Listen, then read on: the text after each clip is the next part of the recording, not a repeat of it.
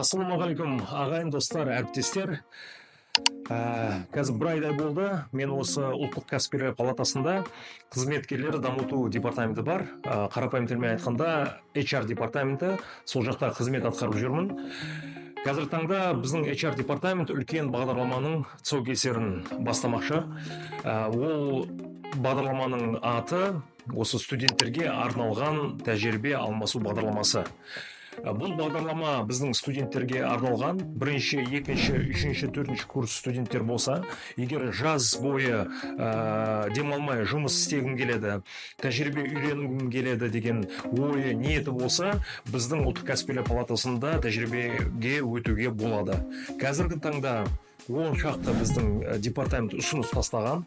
Оларға экономистер, юристер, салалық бағытында энергетика бітірген, энергетикада оқып жатқан студенттер болса, сонымен бірге мықты IT специалист, басқа салада оқып жатқан студенттер болса, тәжірибеге үйренуге мүмкіндік жасауға болады. Соны біз ұйымдастырып бере аламыз. Бірақ бұл тәжірибе ақысыз болады.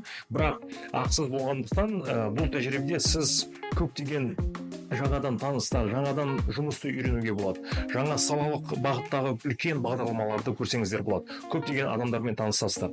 Сол себептен егер өзіңізде резюме, сіз туралы ақпаратыңыз болса, мен осы роликте арнайы телеграм каналды беремін. Сол жақта жіберсеңіздер болады.